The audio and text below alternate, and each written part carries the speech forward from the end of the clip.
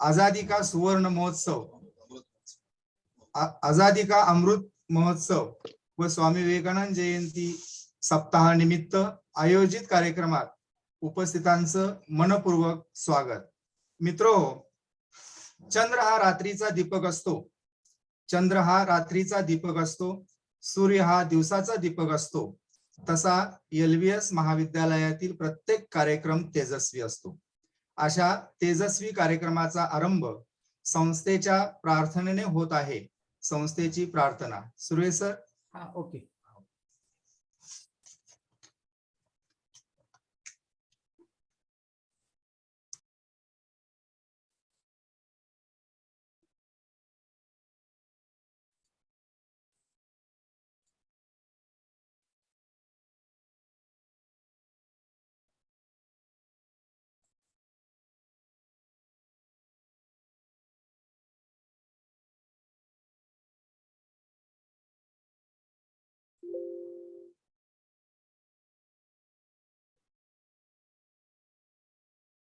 एकच minute, connect होते।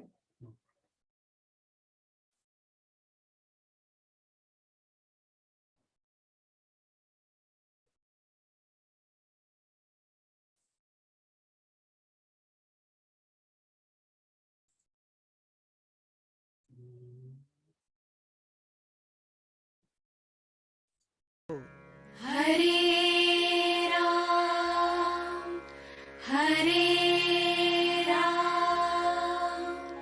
राम राम हरे हरे, हरे कृष्ण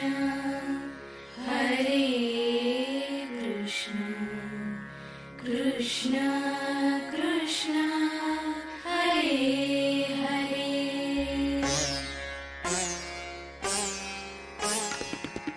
राम कृष्ण रहीम ख्रिस्त बुद्ध झरतुष्ट्र महावीर मानव संता मानव्याचे दीपस्तंभ दीन दीन होऊन त्यांचे वंदुया चरण सत्यशील प्रामाणिकता त्याग पिळवणुकीस आळा मानव्याचे अधिष्ठान ईश तत्वदर्शन यांचे ज्ञान नि विज्ञान हाच सुसंस्कार विवेकाच्या आनंदाचा लाभ शिक्षणात। हरे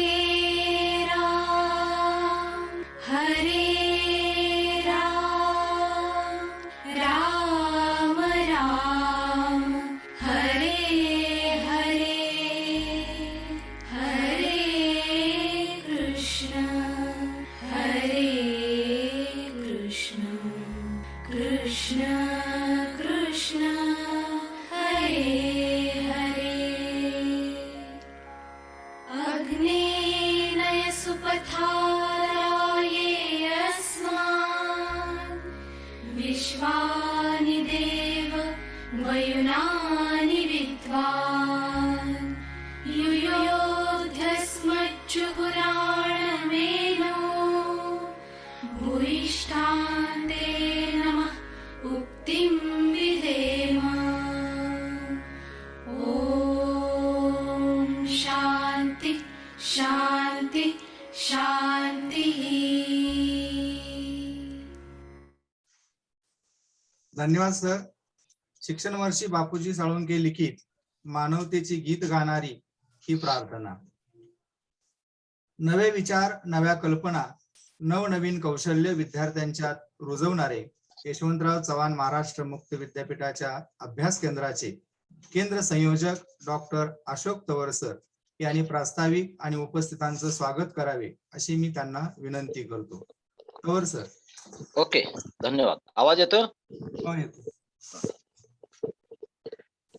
ज्ञान विज्ञान आणि सुसंस्कार यासाठी शिक्षण प्रसार शिक्षण महर्षी डॉक्टर बापूजी साळुंखे श्री स्वामी विवेकानंद शिक्षण संस्था कोल्हापूर संचलित Lal Bahadur Shastri college of art science and commerce साताराचे यशवंतराव चव्हाण मुक्त विद्यापीठ केंद्र व शिवाजी विद्यापीठ दूरशिक्षण विभागाचे केंद्र आयोजित कार्यक्रम या ठिकाणी संपन्न होतो आहे.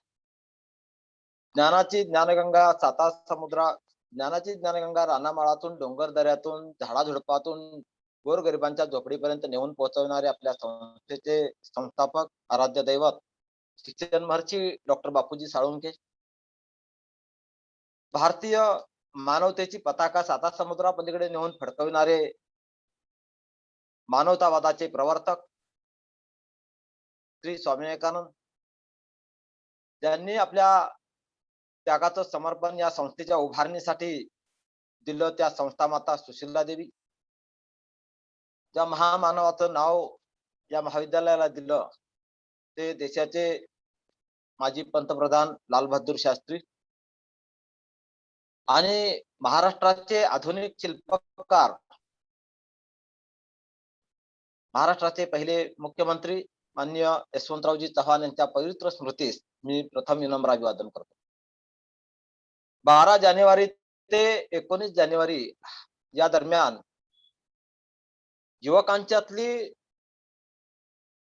युवकांच्यामध्ये एक चळवळ सुरू करण्याच्या हेतूनं आणि युवकांच्यातलं प्रेरणास्त्रोत फुलविण्याच्या हेतूनं हा सप्ताह युवा सप्ताह म्हणून संबंध देशभर साजरा होत असतो. आपल्या संस्थेत तो स्वामी विवेकानंद जयंती सप्ताह हा युवा सप्ताह म्हणूनच साजरा केला जातो आणि त्या निमित्तानं विविध कार्यक्रमांचं आयोजन या ठिकाणी केलं गेलं जातं. त्यापैकी आजचा एक व्याख्यानाचा कार्यक्रम आपण ऑनलाईन आयोजित केलेला आहे. 1818 मध्ये आपल्या देशाच्या इतिहासाच्या दृष्टिकोनातून अत्यंत वाईट घटना घडली, ती म्हणजे देशातलं स्वराज्याचा शेवट, जो छत्रपती शिवरायांनी जे स्वराज्य सुरू केलेलं होतं त्या स्वराज्याचा शेवट 1818 साली झाला आणि संबंध अखंड भारतावरती इंग्रजांचा ब्रिटिशांचा एकछत्री अंमल सुरू झाला. हा एकछत्री अंमल सुरू झाल्यानंतर या ब्रिटिशांनी ज्या पद्धतीनं राजकारभार करायला सुरुवात केली तो पाहता त्याचा असंतोष लोकांच्या मध्ये निर्माण होणं साहजिकच होतं. तो असंतोष निर्माण झाला. त्यातून पहिला उठाव 1857 साली झाला आणि त्या 1857चा स्वातंत्र्य चळवळीच्या इतिहासातला तो पहिला उठाव म्हणून त्याची माहिती ही आज आपण आझादी का सुवर्ण महोत्सव हे वर्ष साजरं करतो आहोत की देशाला स्वातंत्र्य मिळून जवळजवळ आता 75 वर्षे पूर्ण होत आहेत. त्या निमित्तानं विविध कार्यक्रम आयोजित करतोय. त्या निमित्तानं व श्री स्वामी विवेकानंद जयंती सप्ताहातल्या नवतारुण्याच्या उंबरठ्यावरती असलेल्या तरुणांच्या मनामध्ये चैतन्याचं स्फुल्लिंग फुलवण्याच्या उद्देशानं 1857च्या स्वातंत्र्य चळवळीचा इतिहास आपल्या समोर ठेवावा असा विचार आणि असं मार्गदर्शन माननीय प्राचार्य डॉक्टर आर.व्ही. शेजवळ साहेब यांनी आम्हाला केलं आणि त्या पद्धतीने आम्ही डॉक्टर दीपक जाधव सर यांचं व्याख्यान या ठिकाणी आयोजित केलं की गत स्वातंत्र्याचा आपल्याला इतिहास माहीत असायला हवा आहे. त्या स्वातंत्र्याच्या चळवळीपासून आम्ही आमच्या काही प्रेरणा हा फुलवल्या पाहिजेत, प्रेरणा घेतल्या पाहिजेत असा एक भाग त्याच्यामध्ये येतो. पण त्याचबरोबर आमची देशनिष्ठा, देशप्रेम, देशाविषयीची असलेली आमची जवळीकतेची, आपुलकीची भावना ही त्या निमित्तानं व्यक्त करता यावी हा उद्देश त्या कार्यक्रमाच्या पाठीमागं असलेला आपल्याला दिसून. आणि अशा त्या देशाच्या स्वातंत्र्य चळवळीची महती गाणारा हा कार्यक्रम आणि या कार्यक्रमासाठी वक्ता कोणाला बोलवायचा असा विचार झाल्यानंतर प्राचार्यांच्याशी मी ज्यावेळेला चर्चा केली त्यावेळेला प्राचार्य म्हणाले आपल्या घरातच वक्ते असताना बाहेरच्या वक्त्यांना काय आमंत्रण द्यायची तशी आवश्यकता नाही. आपले घरातले वक्ते चांगले आहेत, आपण घरच्या वक्त्यांना बोलूया. आणि त्या पद्धतीनं इतिहास विभागाचे आमचे मित्र प्राध्यापक डॉक्टर दीपक जाधव सर यांचं व्याख्यान घेण्याचं आम्ही निश्चित केलं. तसं त्यांच्याशी मी अगदी कमी वेळेत बोललो, त्यामुळं जे काही आम्हाला शीर्षक ठरवायचं होतं व्याख्यानाचं ते ठरवता आलं नाही. अगदी घाई गडबडीमध्ये कार्यक्रमाचं आयोजन केलं, पण त्यांनी आमच्या शब्दाला लगेच मान दिला आणि आज ते आमच्या विद्यार्थ्यांना, आमच्या ह्या सर्व आमच्यावरती प्रेम करणाऱ्या प्राध्यापक बंधू भगिनी या सगळ्यांनाच मार्गदर्शन करण्यासाठी तयार झाले आणि ते उपस्थित राहिलेत. त्याबद्दल मी त्यांचं यशवंतराव चव्हाण मुक्त विद्यापीठ केंद्र सातारा व शिवाजी विद्यापीठ दूरशिक्षण विभाग केंद्र सातारा यांच्या संयुक्त विद्यमाने मी त्यांचं हार्दिक हार्दिक स्वागत करतो. आजच्या या कार्यक्रमाचे अध्यक्ष आपल्या महाविद्यालयाचे प्राचार्य काही कारणानं आत्ता उपस्थित नाहीत, परंतु थोड्या वेळानं ते उपस्थित होतील. तोपर्यंत कार्यक्रमाची धुरा अध्यक्षपदाची आपले उपप्राचार्य डॉक्टर बी.डी. सगरे सर यांनी स्वीकारायचे आहे आणि या कार्यक्रमाचे अध्यक्ष आणि या कार्यक्रमासाठी आम्हाला ज्यांनी प्रेरित केलं, जो कार्यक्रम घेण्यासाठी आम्हाला आमच्या सतत आमच्या पाठीमागं कार्यक्रम घ्या म्हणून आम्हाला प्रोत्साहन देणारे आमच्या महाविद्यालयाचे प्राचार्य डॉक्टर आर.व्ही. शेजवळ साहेब यांचेही मी स्वागत करतो आणि कार्यक्रमाचे सध्याचे विद्यमान अध्यक्ष डॉक्टर बी.डी. सगरे सर यांचेही मी या ठिकाणी मनपूर्वक स्वागत करतो व कार्यक्रमाला उपस्थित असलेले माझे सर्व सहकारी प्राध्यापक बंधू भगिनी, विद्यार्थिनी अशा सर्वच उपस्थितांचं मी मनपूर्वक हार्दिक स्वागत करतो आणि या कार्यक्रमाचं प्रास्ताविक या ठिकाणी थांबवतो. पाहुण्यांचा परिचय करून देत असताना मला एवढं म्हणावंसं वाटतं की डॉक्टर दीपक जाधव सर हे एक महान वक्ते, इतिहासाचे गाढे अभ्यासक असून त्यांनी महाराष्ट्रातील माथाडी कामगारांच्या चळवळीचा इतिहास हा या ठिकाणी याच्यावर संशोधन करून एक उत्तम असे निष्कर्ष मांडलेले आहेत व शासनाला काही शिफारशी केलेल्या आहेत. इथे डॉक्टर जाधव सर हे आमचे मित्र शिवाजी विद्यापीठाच्या इतिहास अभ्यास मंडळावर सदस्य म्हणून काम करत आहेत.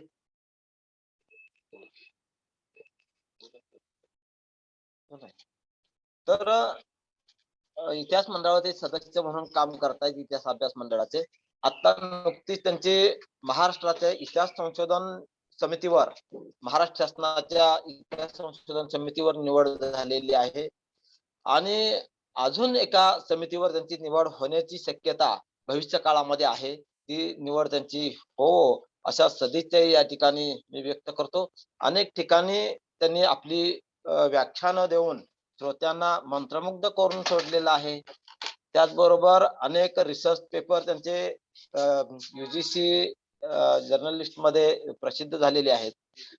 काही नॅशनल इंटरनॅशनल स्तरावरचेही त्यांचे रिसर्च पेपर पब्लिश झालेले आहेत. असे बहुआयामी आणि अभ्यासू असं व्यक्तिमत्व आणि प्रभावी वाणी असलेलं व्यक्तिमत्व आज आपल्याला पाहुणे म्हणून लाभलेले आहेत. त्यांचे मी पुन्हा एकदा स्वागत करतो आणि आजच्या कार्यक्रमाचे अध्यक्ष डॉक्टर आर.व्ही. शेजवळ साहेब यांचेही पुन्हा स्वागत करतो. बी.डी. सगरे सर यांचेही स्वागत करतो. कार्यक्रमासाठी जॉईन झालेले प्राध्यापिका doctor Chikmat madam, doctor Gurav sir, doctor Sargar sir व आणखी अन्य नावे आता माझ्या समोर नाहीत, अशा सगळ्याच उपस्थित सर्व मान्यवरांचे मी पुन्हा एकदा हार्दिक स्वागत करतो आणि मी माझं प्रास्ताविक या ठिकाणी थांबवतो. धन्यवाद, धन्यवाद, धन्यवाद. धन्यवाद सर. आपण नेमक्या आणि मोजक्या शब्दामध्ये या कार्यक्रमापाठीमागची भूमिका स्पष्ट करत आज या व्याख्यानाचा विषय जो आहे 1857चा उठाव, या विषयाची गरज आपण सांगितली. धन्यवाद सर. त्यानंतर की कार्यक्रमाचे प्रमुख पाहुणे की जे इतिहास आठवून भविष्याचा वेध घेऊन वर्तमानात कसं जगावं याचं भान आणि ज्ञान देणारे प्रमुख पाहुणे डॉक्टर दीपक जाधव सर यांनी आपले मौलिक विचार मांडावेत अशी मी त्यांना विनंती करतो.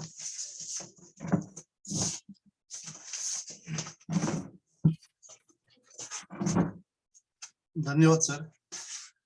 ज्ञान, विज्ञान आणि सुसंस्कार यासाठी शिक्षण प्रसार हे ध्येय घेऊन परमपूज्य डॉक्टर बापूजी साळुंखे यांनी महाराष्ट्र कर्नाटकभर ज्ञान गंगोत्री घराघरात पोहोचवली त्या आमचे दैवत परमपूज्य डॉक्टर बापूजी साळुंखे, संस्थेला ज्यांचं नाव धारण केलेलं आहे ते श्री स्वामी विवेकानंद, महाविद्यालयाला ज्यांचं नाव आहे ते लाल बहादूर शास्त्री, संस्था मास्तर सुशीला देवी साळुंखे, या सर्वांना मी सर्वप्रथम वंदन करतो. आजच्या कार्यक्रमाचे अध्यक्ष माननीय प्राचार्य डॉक्टर शेजवळ साहेब, सहसचिव श्री स्वामी विवेकानंद शिक्षण संस्था, प्रभारी अध्यक्ष असणारे डॉक्टर भरत सगरे सर, उपप्राचार्य लाल बहादूर शास्त्री महाविद्यालय सातारा, या कार्यक्रमाचे संयोजक आणि यशवंतराव चव्हाण महाराष्ट्र मुक्त विद्यापीठ अभ्यास केंद्राचे संयोजक प्राध्यापक डॉक्टर अशोक तवर सर, डिस्टन्स एज्युकेशन शिवाजी विद्यापीठ अभ्यास केंद्र एलबीएस कॉलेजचे संयोजक प्राध्यापक रमेश बदने सर, आजचे सूत्रसंचालक प्राध्यापक वामन सरगर सर, टेक्निकल आमच्या बाबी सांभाळणारे आमचे सहकारी प्राध्यापक सुर्वे सर, सर्व माझे सहकारी गुरुदेव कार्यकर्ते आणि सहभागी विद्यार्थी विद्यार्थिनींनो, आज या व्याख्यानाचा उद्देश असा होता की हे वर्ष आपलं आझादी का अमृत महोत्सव वर्ष सर्वत्र साजरं होत आहे आणि त्यानिमित्त आमचे प्राचार्य शेजवळ साहेब यांनी संकल्पना मांडली की आपल्या महाविद्यालयामध्ये या थीमवर कमीत कमी 75 कार्यक्रम आयोजित करावेत. आणि दुसरा एक योगायोग होता की आपल्या संस्थेमध्ये हा सप्ताह विवेकानंद जयंती सप्ताह म्हणून आपण साजरा करतो. या सुवर्ण योगामध्ये आज हे व्याख्यान आयोजित केलेलं आहे आणि या व्याख्यानाचा विषय हा 1857चा उठाव हा मला दिलेला आहे. 1857च्या उठावाला अनेक कांगोरे आहेत, अनेक बाबीतून याच्याकडे पाहिलं जातं आणि त्याचं विश्लेषण हे विस्तृत स्वरूपात केलं जातं. परंतु वेळेची मर्यादा लक्षात घेता मी आपल्या पुढं एक सारांश रूपानं हा उठाव मांडण्याचा प्रयत्न करणार आहे. आपण वेगवेगळ्या क्षेत्रातले मुक्त विद्यापीठाचे विद्यार्थी आहात. या विद्यार्थ्यांना एक ढोबळ मनानं हा उठाव समजावा या भूमिकेतून मी या विषयाची मांडणी 31-35 मिनिटांमध्ये करणार आहे. आपल्या भारताचा विचार करत असता आणि इतिहासाचा अभ्यास करत असताना इतिहासाचे प्रामुख्यानं अभ्यासासाठी 3 कालखंड आपण पाडतो: प्राचीन, मध्ययुगीन आणि आधुनिक. भारताच्या इतिहासाचा विचार करत असताना प्राचीन काळामध्ये आपल्याकडं आर्य आले, मूळचे आपले द्रविड होते. या आर्य आणि द्रविड संस्कृती संयोगामधून आपली भारतीय संस्कृती निर्माण झाली, नागरीकरण निर्माण झालं आणि या नागरीकरणातून पुढं मग राजकीय व्यवस्था असेल, सामाजिक व्यवस्था असेल, धार्मिक व्यवस्था असेल, ही निर्माण झालेली आपल्याला दिसून येते. आणि मग पुन्हा वेगवेगळी राज्य निर्माण झाली. मौर्य साम्राज्य, विशाल साम्राज्य निर्माण झालं, पुन्हा त्याचं पतन झालं. नंतर गुप्त साम्राज्य आलं. नंतर भारतामध्ये अनेक प्रकारची छोटी मोठी राज्य ही निर्माण झालेली होती. यानंतर आपण मध्ययुगात आलो की मुघल या ठिकाणी आले. गझनीचा मोहम्मद सोडला तर आलेले मुघल हेही भारतात स्थिर झाले. मुघलांची सत्ता आली, वेगवेगळ्या शाह्या निर्माण झाल्या, त्यांच्या सत्ता निर्माण झाल्या. आणि आधुनिक कालखंडामध्ये येत असताना आपल्याकडं पाश्चिमात्यांचं आगमन हे जलमार्गानं, पहिल्या दोन्ही सत्ता आल्या या खैबर खिंडीतून, उत्तर भारतातून आलेल्या होत्या आणि हे युरोपियन लोक जलमार्गाने आले. 1498ला वास्को द गामा हा कालिकत बंदरामध्ये आला आणि त्याच्यानंतर मग पोर्तुगीजांच्या नंतर डच, फ्रेंच आणि शेवटी इंग्रज हे भारतामध्ये आले. इसवी सन 1600ला इंग्लंडमधील व्यापाऱ्यांनी पूर्वेकडे व्यापार करणारी ईस्ट इंडिया कंपनी स्थापन केली. राणी एलिझाबेथच्या काळामध्ये ही कंपनीला मान्यता मिळाली आणि 1600 साली ही व्यापार करणाऱ्या लोकांची कंपनी भारतामध्ये आली. यावेळेला पोर्तुगीज, डच, फ्रेंच हेही अगोदर आलेले होते आणि सगळ्यात शेवटी इंग्रज आलेले होते. या इंग्रजांनी भारतामध्ये व्यापार सुरू केला, आपल्या वखारी सुरू केल्या आणि हा व्यापार हळूहळू वाढवत नेला. व्यापाराबरोबर इंग्रजांनी भारतीय लोकांचं निरीक्षण केलं, इथल्या लोकांचं, इथल्या परिस्थितीचं, इथल्या भूमीचं सगळं निरीक्षण केलं आणि भारतासारखी सुजलम सुफलम भूमी या व्यापाऱ्यांच्या दृष्टीनं महत्वाची होती. भारत हा विविधतेने नटलेला देश, प्रत्येक प्रांताचं वेगळं वैशिष्ट्य आणि प्रत्येक प्रकारच्या वस्तू मिळणारी ही बाजारपेठ होती. आणि यामुळे इंग्रजांना भारताविषयी फार मोठं आकर्षण होतं. आणि या आकर्षणातूनच त्यांनी इतर सत्तांना मागे टाकत भारतावर आपलं वर्चस्व निर्माण करायला सुरुवात केलेली होती. मोठ्या प्रमाणात इंग्रजांच्या वखारी निर्माण झाल्या. पोर्तुगीज, डच, फ्रेंच यांना मागे टाकत इंग्रजांचं जे व्यापार हा मोठ्या प्रमाणात सुरू झालेला होता. याच दरम्यान इंग्लंडमध्ये 1750च्या दरम्यान औद्योगिक क्रांती सुरू झालेली होती. आणि त्यामुळे इंग्रजांच्या व्यापाराला फार मोठी चालना मिळालेली होती. हा व्यापार चालू केल्यानंतर इंग्रजांचा जो विस्तार झाला, व्यापारी विस्तार झाला, या व्यापारी विस्तारासाठी त्यांनी अनेक सोयी सुविधा भारतामध्ये त्यांच्या दृष्टिकोनातून करण्याला सुरुवात केलेली होती. यामध्ये मग पुढं रेल्वे असेल, तारायंत्र असेल, या सगळ्या सोयी त्यांनी करायला सुरुवात केलेली होती. परंतु याच बरोबर हे व्यापार करत असताना त्यांना जी प्रमुख अडचण होती ही तिथल्या राजांची होती. अनेक राजे, अनेक संस्थानिक, अनेक लोक इथं सत्ताधीश होते आणि या प्रत्येकाशी त्यांना संपर्क करावा लागत होता, प्रत्येकाच्या परवानग्या घ्याव्या लागत होत्या. यामुळे इंग्रजांच्या या कंपनीच्या मनामध्ये आपली सत्ता निर्माण करावी या दृष्टिकोनातून एक विचार सुरू झाला. आणि त्यानुसार 1757ला इंग्रजांनी हा पहिला प्रयोग हा बंगाल प्रांतामध्ये केला. प्लासीची लढाई ही 1757ला बंगाल प्रांतामध्ये केली आणि इंग्रजांनी तिथल्या नवाबाला हटवून आपली सत्ता त्या ठिकाणी निर्माण केलेली होती. आता ही सत्ता निर्माण केल्यानंतर ब्रिटिश थोडे शासक होते आणि त्यामुळं त्यांनी पूर्ण सत्ता न घेता तिथं दुसरा नवाब मीर कासिम नेमला आणि त्याला बाकीचे अधिकार देऊन दिवाणी अधिकार किंवा करमुक्त व्यापाराचे अधिकार हे स्वतःकडे घेतलेले होते. परंतु नंतर हा नवाब ही इंग्रजांना दाद देत नाही पाहिल्यानंतर 1764ला बंगाल प्रांतातच इंग्रजांनी दुसरी लढाई केली आणि ती म्हणजे बक्सारची लढाई. बक्सारच्या लढाईनंतर या मीर कासिमचा पराभव केला, त्याला बाजूला सारला आणि संपूर्ण सत्ता ही ब्रिटिशांनी आपल्या हाती घेतली आणि मुक्त व्यापाराचा अधिकार त्यांना बंगालमध्ये मिळाला. 1757ला ब्रिटिशांनी आपल्या सत्तेचा पाया रोवला बंगाल प्रांतामध्ये आणि 1764ला बंगाल प्रांतामध्येच त्यांनी हा पाया मजबूत केला आणि इथून ब्रिटिशांना सत्ता मिळवण्याची आशा निर्माण झाली.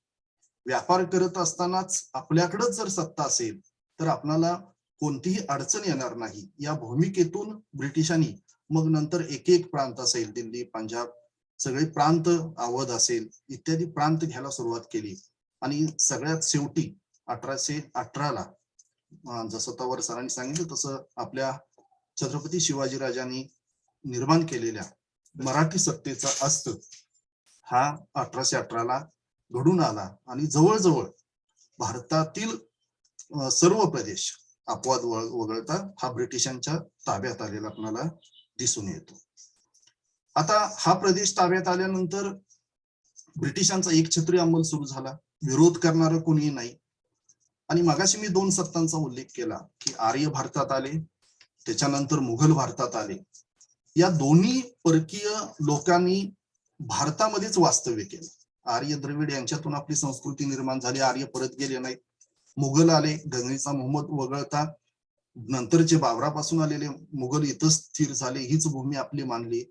पण ब्रिटिशांनी ही भूमी कधी आपली मानली नाही, कारण ब्रिटिशांची ही जी कंपनी आली होती ही व्यापारासाठी आलेली होती. आर्थिक स्वार्थ त्यांचा प्रमुख होता आणि आर्थिक शोषण हाच त्यांचा उद्देश होता.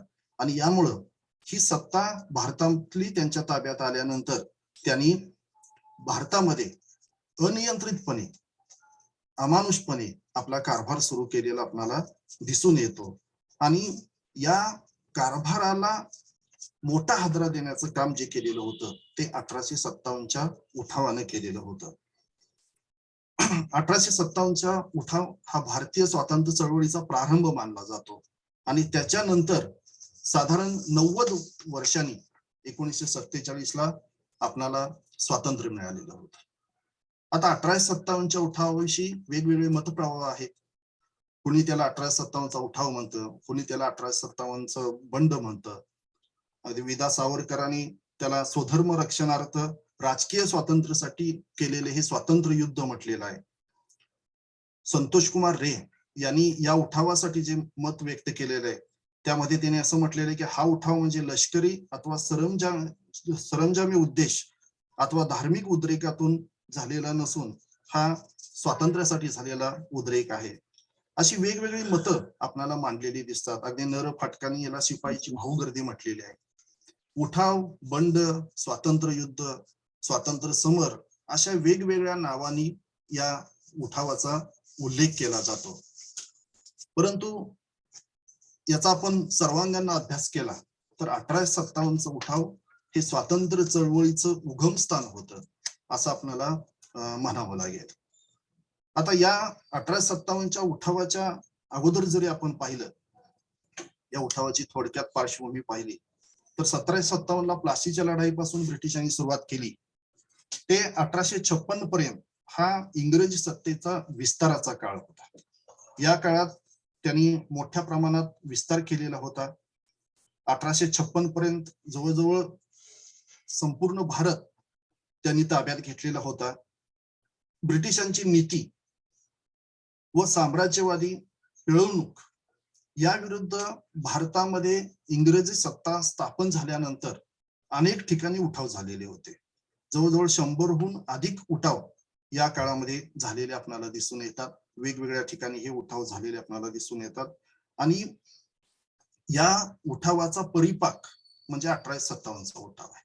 कारण याच्या अगोदर झालेले जे उठाव आहेत हे प्रांतिक आहेत किंवा ठराविक लोकांनी केलेले, ठराविक समूहाने केलेले उठाव आपल्याला दिसून येतात आणि त्यामुळं हे प्रांतिक किंवा छोटे छोटे असणारे उठाव मोडून काढणं हे ब्रिटिशांना शक्य झालेलं आपल्याला दिसून येतं. भारतातील या काळामध्ये जर आपण पाहिलं तर असा एकही प्रांत नाही की जिथं उठाव नाही. म्हणजे ब्रिटिशांच्या विरुद्ध त्यांची सत्ता निर्माण झाल्यापासून भारतीय जनतेच्या मनामध्ये असंतोष असलेला आपल्याला दिसून येतो. यामध्ये अगदी आपण जर सांकेतिक भाषेत बोललं तर जवळजवळ 40 हे मोठे लष्करी उठाव 1857च्या उठावाच्या अगोदर आपणाला झालेले दिसून येतात.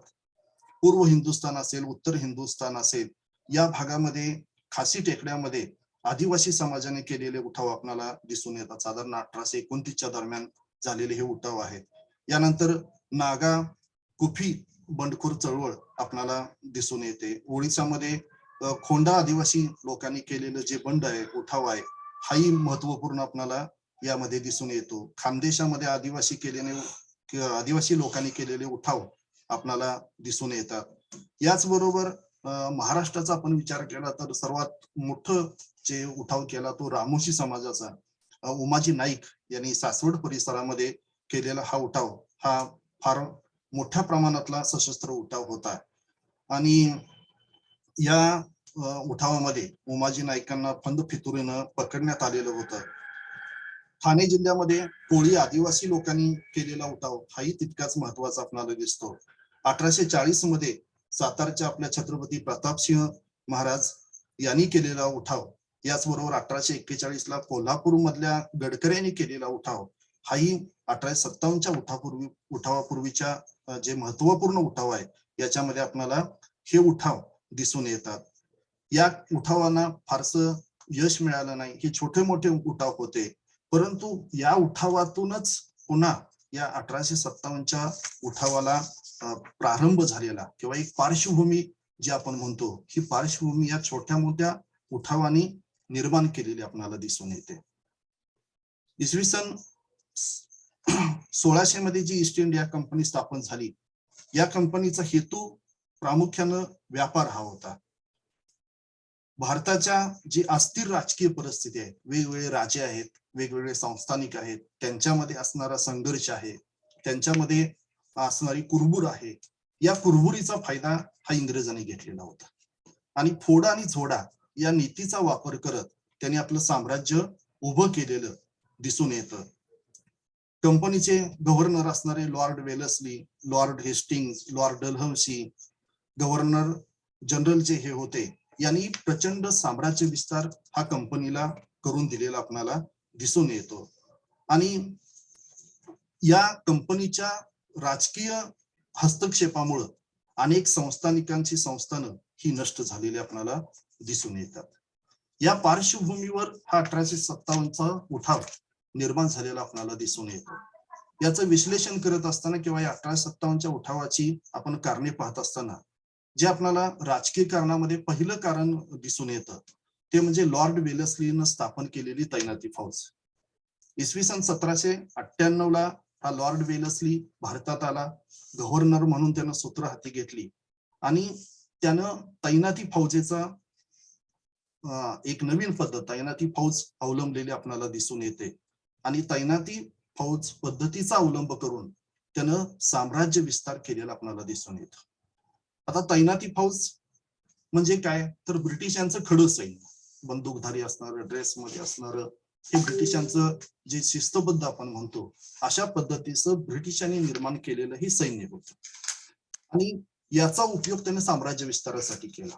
कशा पद्धतीने केला तर ही तैनाती फौज ज्यांना हवी आहे किंवा ज्यांना गरज आहे त्या संस्थानिकांना, राजांना हे कंपनी सरकार पुरवत होतं त्यांच्या संरक्षणासाठी. परंतु या पाठीमागचा त्याचा उद्देश होता तो फार वेगळा होता. हा त्या तत्कालीन राजांच्या, संस्थानिकांच्या सुरुवातीला लक्षात आला नाही. तैनाती फौज राजांनी स्वीकारायची आणि त्या राज्याचं संरक्षण ही तैनाती फौज हे खडं सैन्य, बंदूकधारी सैन्य करणार अशी कल्पना त्यानं मांडली आणि अनेक दुर्बल की ज्यांना भीती वाटत होती किंवा जे दुबळे संस्थानिक राजे होते यांनी या तैनाती फौजेचा स्वीकार केला. पण हा तैनाती फौजेचा स्वीकार करत असताना त्या कलमामध्ये किंवा या करारामध्ये त्याने काही गोष्टी घातलेल्या होत्या. यामध्ये महत्वाची गोष्ट होती की तैनाती फौज इंग्रजांनी दिल्यानंतर त्याच्या बदल्यात त्या राजानं काही प्रांत म्हणजे कर किंवा कुठली इतर रक्कम न देता काही प्रांत इंग्रजांना द्यावा. दुसरी महत्वाची अट होती की या तैनाती फौजेचा संपूर्ण खर्च त्या संस्थानिकाने किंवा जो स्वीकार करेल त्या राजानं द्यावा. तिसरी गोष्ट होती की तैनाती फौज हे सगळ्या गोष्टी ऐकेल ते ब्रिटिश सरकारचं ऐकेल आणि त्यांच्या पद्धतीनं ब्रिटिश सरकारच्या मार्गदर्शनानुसार ही तैनाती फौज कार्य करेल. इतरांशी युद्ध करताना, करार करताना त्या राजांना ब्रिटिशांची परवानगी घ्यावी लागेल अशा काही अटी, छुप्या अटी त्यानं घातलेल्या होत्या आणि ह्या संस्थानिकांच्या लक्षात आल्या नाहीत. या अटी मान्य करून ज्यांनी तैनाती फौज स्वीकारली ते राजे ऑटोमॅटिकली या ब्रिटिशांच्या अंमलाखाली गेलेले आपल्याला दिसून येतात आणि अनेक संस्थानं या वेलस्लीनं म्हणजे मराठ्यांचं शिंदे, होळकर, इतर अयोध्याचा नवाब असे अनेक संस्थानं या तैनाती फौजेच्या माध्यमातून या वेलस्लीनं ब्रिटिश साम्राज्याला जोडलेले आपल्याला दिसून येतात. ब्रिटिशांची मुत्सद्देगिरी, ब्रिटिशांची असणारी भेदनीती, साम्राज्यवाद, राजकीय त्यांचे विचार हे तत्कालीन लोकांना, राजांना कळले नाहीत आणि त्यामुळेच ही ब्रिटिशांची नीती भारतामध्ये यशस्वी झालेली आपल्याला दिसून येते. दुसरं राजकीय कारण आपल्याला दिसतं की संस्थानांचे विलिनीकरण आणि खालसा पद्धती. 1848 लॉर्ड डलहौसी हा गव्हर्नर जनरल म्हणून आला. हा अत्यंत मुत्सद्दी होता, महत्वाकांक्षी होता, साम्राज्यवादी वृत्तीचा होता आणि या डलहौसीनं साम्राज्य विलिनीकरण आणि खालसा पद्धत या काळामध्ये राबवलेली आपल्याला दिसून येते. एक तर राज्य जिंकून घेणे किंवा विविध कारण दाखवून ती ब्रिटिशांच्या साम्राज्यात विलिनीकरण करणे हे डलहौसीचं धोरण होतं आणि त्या धोरणानुसार त्यानं वेगवेगळ्या कारणानं ही संस्थानं खालसा केलेली होती. यामध्ये दत्तक वारस नामंजूर की ज्या राजांना पुत्र नसेल किंवा वारस नसेल स्वतःचा तर त्यांना दत्तक घेता येणार नाही आणि ते संस्थान हे ब्रिटिशांना जोडलं जाईल असं धोरण त्याने घेतलं आणि त्यानुसार सातारा, झाशी, संबळपूर, जयपूर, उदयपूर, नागपूर अशी अनेक संस्थानं दत्तक कायद्याखाली त्यानं आपल्या ब्रिटिश साम्राज्याला जोडलेली होती. यामुळं या साम्राज्यातील किंवा या राज्यातील लोक ही नाराज झालेली आपल्याला दिसून येतात. याचबरोबर डलहौसीनं आक्रमक धोरणानं जे संस्थानिक दुबळे आहेत त्यांच्यावर सुद्धा आपलं वर्चस्व निर्माण करण्याचा प्रयत्न या काळामध्ये केलेला होता आणि या संस्थानं खालसा करणं आणि विलिनीकरण या मार्गातून डलहौसीनं अनेक संस्थानं ही ब्रिटिश साम्राज्याला जोडून त्यांचे अधिकार नष्ट करून ब्रिटिशांचं पूर्णपणे साम्राज्य तिथं निर्माण केलेलं होतं. लॉर्ड डलहौसीनं संस्थानिकांना ज्या वेळेला पूर्वी विलिनीकरण म्हणजे इंग्रज सत्तेला जोडलेलं होतं त्यावेळेला जे राजे होते छोटे मोठे राज्य घेतल्यानंतर त्यांना काही पदव्या आणि पेन्शन किंवा काही रक्कम देण्याचं मान्य केलेलं होतं. परंतु डलहौसीनं या पदव्या पेन्शन किंवा जे काय राजाला दिलं जाणारं मानधन हे सगळं बंद केलेलं होतं. मोगल सम्राट बहादूर शहा याचा बादशाह किताब आणि त्यांना मिळणारी पेन्शन सुद्धा या डलहौसीनं बंद केलेली होती. आपल्याकडं पाहायचं झालं तर पेशवा दुसरा बाजीराव याचा दत्तक पुत्र नानासाहेब यांना मिळणारी पेन्शन ही डलहौसीनं बंद केलेली होती. याचबरोबर अनेक संस्थानिकांना दिल्या गेलेल्या पेन्शन पदव्या या त्यानं बंद करून त्यांचं असणारं वर्चस्व काढून टाकलेलं होतं. अनेकांच्या जमिनी जगिरी त्यानं जप्त केलेल्या होत्या.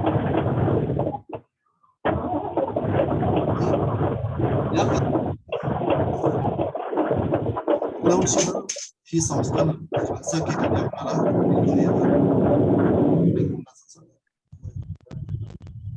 आर्थिक कारण आपण पाहत असताना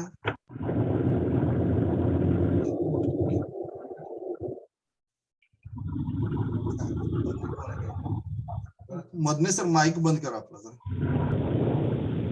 आर्थिक कारणे पाहत असताना या ब्रिटिशांनी मुळात ब्रिटिश हे व्यापारी होते आणि व्यापारी असल्यामुळं या ब्रिटिशांनी भारतातील जे व्यापारी आहेत किंवा भारतातील जो व्यापार आहे इथले उद्योजक आहेत इथले कारागीर आहेत यांच्यावर सुरुवातीला आघात केलेला आपल्याला दिसून येतो. ब्रिटिशांचा मी मागाशी सांगितल्याप्रमाणे हा साम्राज्यवाद आर्थिक साम्राज्य आर्य मुघल यांचा साम्राज्यवाद हा विस्तारवादी होता. परंतु ब्रिटिशांचा साम्राज्यवाद हा आर्थिक शोषणावर आधारित होता आणि त्यामुळं ब्रिटिशांनी या काळामध्ये भारतातील उद्योगधंदे नष्ट करणं भारतातील कारागिरी नष्ट करणं याचे प्रयत्न केलेले होते. 18व्या शतकात जी इंग्लंडमध्ये औद्योगिक क्रांती झाली या औद्योगिक क्रांतीमुळे कच्च्या मालाचा पुरवठा पक्क्या मालाला बाजारपेठ यासाठी भारतासारखी बाजारपेठ ही इंग्रजांना हवी होती. या काळात इंग्रजांच्या साम्राज्यावर सूर्य मावळत नव्हतं असं म्हटलं जातं की संपूर्ण जगभर त्यांचं साम्राज्य विस्तारित झालेलं होतं. अनेक वसाहती होत्या परंतु सगळ्यात फायद्याची वसाहत होती ती भारतातील होती. कारण इथली भूमी इथली सुजलाम सुफलामता इथं असणारी विविधता याचा फायदा इंग्रजांना मोठ्या प्रमाणात मिळत होता आणि त्यामुळं त्यांना लागणारा कारखान्यासाठी लागणारा कच्चा माल असेल मोठी बाजारपेठ इथं मिळवलेली होती आणि यातूनच इंग्रजांनी इथले उद्योगधंदे नष्ट करणं इथल्या कारागिरी नष्ट करणं आणि यंत्रावर तयार केलेला माल स्वस्त किमतीमध्ये भारतामध्ये विकण्यास सुरुवात केली आणि यातूनच भारतामध्ये सुरू असणारे उद्योगधंदे नष्ट करण्याचा प्रयत्न केलेला होता. अगदी पैठणची साडी जी जगप्रसिद्ध होती की एक साडी बनवायला साधारण 2 ते 2.5 वर्ष लागायचे. असं म्हटलं जायचं की काडीच्या पेटीत ती साडी बसायची. तिथल्या कारागिरांचे हात तोडलेले होते. अनेक उद्योगधंदे नष्ट केलेले होते. प्रामुख्यानं ब्रिटिशांच्या औद्योगिक क्रांतीतला पहिला उद्योग होता कापड उद्योग. यामुळे भारतातला कापड उद्योग नष्ट करण्याचा त्यांनी प्रयत्न केलेला होता. इथली कारागिरी नष्ट करण्याचा प्रयत्न केलेला होता आणि भारतीय मालापेक्षा स्वस्त माल हा आपला इथं खपवण्याचा प्रयत्न इंग्रजांनी केल्यामुळं भारतातले उद्योगधंदे कारागिरी व्यवसाय यांना मोठ्या प्रमाणात तडाखा बसलेला होता आणि याचाही परिणाम हा ब्रिटिशांच्या असंतोषाचं एक प्रमुख कारण झालेलं आपल्याला दिसून येतं. ब्रिटिशांच्या साम्राज्यवादी आणि आर्थिक धोरणामुळे इथले उद्योगधंदे हे बुडालेले होते. भारत हा शेतीप्रधान देश पूर्वीपासून आणि शेतीवर आपला उदरनिर्वाह मोठ्या प्रमाणात होत होता. परंतु ब्रिटिशांचं शेतीविषयक धोरण हे उदासीन प्रवृत्तीचं असलेलं आपल्याला दिसून येतं. भारतातील लोकांची उपजीविका ही शेतीवर चालत होती परंतु ब्रिटिशांनी या शेतीवर प्रचंड कर लादले.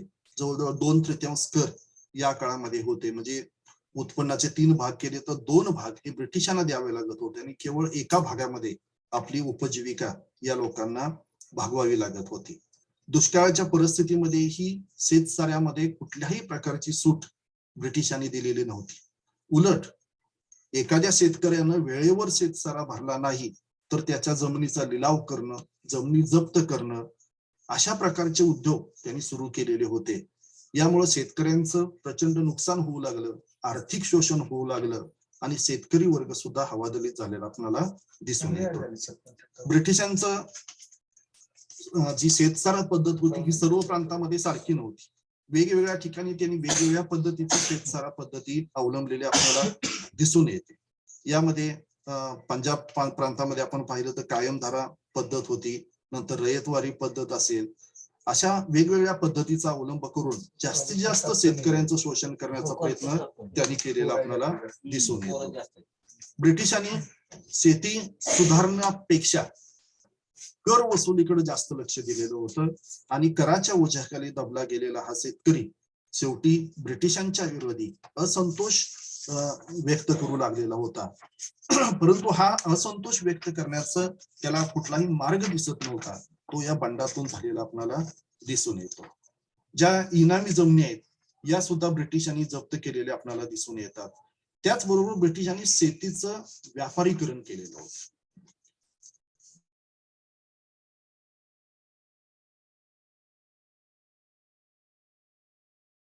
मोठ्या प्रमाणात चालत होता आणि यामुळे भारतीय शेतकऱ्यांना पारंपरिक पिकाऐवजी त्यांना जी व्यापारी पिकं हवं आहेत किंवा ब्रिटिशांना जे पीक हवं आहे ते पीक घेण्याची सक्ती केली जात होती. उदाहरणार्थ नीळ असेल, चहा असेल, तंबाखू असेल, अफू असेल, याची लागवड शेतीमध्ये करण्याची सक्ती केली जात होती आणि ही व्यापारी पिकं ब्रिटिश कमी दरात घेत असत आणि इतर ठिकाणी मोठ्या दराने विकून मोठ्या प्रमाणात फायदा मिळवत असत. यामध्ये नुकसान कोणाचं होतं तर शेतकऱ्यांचं होतं. याचबरोबर दलाली पद्धत, मध्यस्थ पद्धत या काळामध्ये आली आणि या व्यापाऱ्यांना मोठ्या प्रमाणात किंवा ब्रिटिश व्यापाऱ्यांना मोठ्या प्रमाणात फायदा या शेतीच्या उत्पन्नामधून होऊ लागला. मात्र दुसऱ्या बाजूला भारतीय शेतकऱ्याची परिस्थिती ही अत्यंत खालावत गेली, दुबळी होत गेली आणि यामुळं भारतातील शेतकऱ्यांच्या मध्येही या ब्रिटिशांच्या विषयी असंतोष निर्माण झालेला आपल्याला दिसून येतो. याचबरोबर आपण जर पाहिलं सामाजिक कारण जर पाहिली तर ब्रिटिशांच्या मनामध्ये हिंदूंच्या विषयी अत्यंत तुच्छ भावना होती. जसं मगाशी मी म्हटलं की आर्य आले, मुघल आले, इथं एकरूप झाले, परंतु ब्रिटिश आपल्याला कुठे एकरूप झालेले दिसत नाहीत. भारतीय लोक हे कमी आहेत, तुच्छ आहेत, आपणच उच्च आहोत अशी एक भावना त्यांच्यामध्ये होती आणि यातूनच काळा आणि गोरा हा भेद आला. इंग्रज म्हणजे गोरा, भारतीय लोक म्हणजे काळा. आणि हिंदी लोक हे मागास आहेत, त्यांची संस्कृती रानटी आहे, असा एक प्रवाह भारतीय लोकांच्यावर बिंबवण्याचा प्रयत्न केला की भारतीय लोक हे रानटे आहेत, त्यांची संस्कृती मागासलेली आहे आणि त्यांना कुठलाही वारसा नाही, अशा पद्धतीचे विचार मांडून भारतीय संस्कृतीचं हनन करण्याचा प्रयत्न या लोकांनी केलेला आपल्याला दिसून येतो. एखादा इंग्रज जर जात असेल तर त्याला मुजरा करणं, त्याला सलाम करणं, त्याला रस्ता देणं, अशा प्रकारच्या गोष्टी या मध्ये झालेल्या आपल्याला दिसून येतात. आणि यामुळं जे काही सामाजिक स्थान होतं भारतीयांचं भारतातलं, हेही या काळात नष्ट करण्याचा प्रयत्न केलेला होता. अगदी रेल्वेच्या डब्यात जर एखादा इंग्रज असेल तर त्या डब्यात प्रवेश करायचा नाही. अगदी गांधीजींचं उदाहरण आपल्याला माहिती आहे, आफ्रिकेमध्ये त्यांना डब्यातून वकील असून सुद्धा रेल्वे डब्यातून कृष्णवर्णीय म्हणून ढकलून दिलेलं होतं आणि मग गांधीजींचं जीवन बदललेलं आपल्याला दिसून येतं. तर इंग्रजांची ही मनोवृत्ती होती की भारतीय लोक हे तुच्छ आहेत आणि आपणच कसं श्रेष्ठ आहोत. नुसतं व्यापाराच्या दृष्टीनं नाही, पैशाच्या दृष्टीनं नाही, राजकीय नाही, तर सांस्कृतिक श्रेष्ठत्व मांडण्याचा प्रयत्न या काळामध्ये ब्रिटिशांनी केलेला आपल्याला दिसून येत असे. आणि ज्या ठिकाणी युरोपीय लोकांच्या वस्त्या आहेत, क्लब आहेत, त्या ठिकाणी या भारतीय लोकांना प्रवेश नाकारलेला आपल्याला दिसून येतो. आणि यामुळे भारतीयांच्या मनामध्ये इंग्रजांच्या विषयी एक द्वेषाची भावना वाढत गेलेली आपल्याला दिसून येते. हिंदू संस्कृती आणि समाज जीवनावरही ब्रिटिशांनी आघात केलेले होते. भारताच्या सामाजिक जीवनामध्ये बदल करण्यासाठी लॉर्ड विल्यम बेटिंगने अनेक कायदे केलेले होते. 1929 ला सतीबंदीचा कायदा झालेला होता, विधवा पुनर्विवाह संमती कायदा होता, बालविवाह प्रतिबंधक कायदा होता. इत्यादी कायदे या बेटिंगने केलेले होते. परंतु हे कायदे आपल्या धर्माविरुद्ध आहेत, हे कायदे आपल्या संस्कृती विरुद्ध आहेत, हे कायदे आपल्या प्रथेविरुद्ध आहेत. आपली धर्म संस्कृती बुडवण्यासाठी हे इंग्रजांनी केलेले आहेत असं भारतीयांना वाटू लागलं. वास्तविक हे कायदे समाज सुधारणेसाठी केलेले होते. बेटिंग हा उदारमतवादी होता, काही अनिष्ट प्रती त्याला दूर करायच्या होत्या. परंतु बेटिंगच्या या समाज सुधारणेचा जो परिणाम आहे हा धर्माधिष्ठ असणाऱ्या भारतीय लोकांच्या मनावर विपरीत झाला आणि बेटिंगनं केलेल्या सुधारणा या भारतीयांच्या भावना दुखावणाऱ्या आहेत, धर्म बुडवणाऱ्या आहेत, संस्कृती नष्ट करणारे आहेत, आघात घालणारे आहेत, असे विचार या काळामध्ये रुजले गेले आणि यातून ब्रिटिशांच्या विरुद्ध असंतोष निर्माण झालेला आपल्याला दिसून येतो.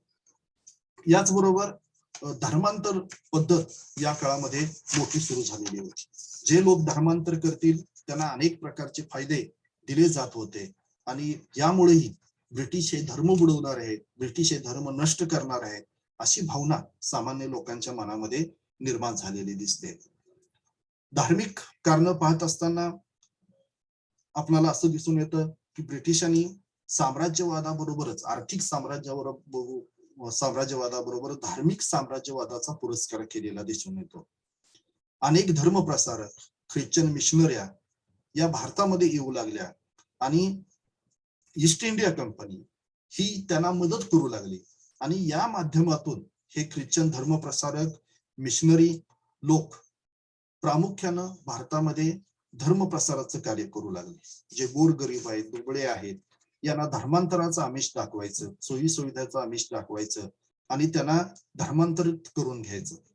अनाथ बालक असतील, जे दुबळे बनलेले असतील, आर्थिक मागास असतील, अशा लोकांना चांगल्या गोष्टींचं आमिष दाखवायचं, चांगल्या जीवनाचं आमिष दाखवायचं आणि त्यांच्यामध्ये धर्मांतर करून घेण्याची पद्धत या काळामध्ये निर्माण झालेली होती. आणखीन एक गोष्ट त्यांनी त्यामध्ये केलेली होती की ख्रिश्चन धर्म स्वीकारणारी जी व्यक्ती असेल त्याला लगेच नोकरी दिली जाईल, त्याला नोकरीत सामावून घेतलं जाईल. नोकरीमध्ये असणाऱ्या एखाद्या व्यक्तीने ख्रिश्चन धर्म स्वीकारला तर त्याला बढती दिली जाईल. अशा प्रकारचं आमिष दाखवून धर्मांतर चळवळ या ईस्ट इंडिया कंपनीनं मिशनऱ्यांच्या माध्यमातून भारतामध्ये सुरू केलेली होती. अनेक ठिकाणी या मिशनऱ्या शाळा सुरू केलेल्या होत्या आणि या शाळांमधून ख्रिश्चन धर्माचं तत्वज्ञान मांडण्याचा प्रयत्न केलेला होता. भारतीय धर्मापेक्षा ख्रिश्चन धर्म कसा चांगला आहे, त्याच्यामध्ये कशा प्रकारे मानवतावादाची तत्व आहेत आणि याचं जे संस्कार आहेत हे त्या मुलांच्यावर करून त्यांना ख्रिश्चन धर्माकडे आकर्षित करून या लोकांना ख्रिश्चन धर्मांतरित करण्याचा प्रयत्न हे मोठ्या प्रमाणात त्या काळामध्ये झालेले होते.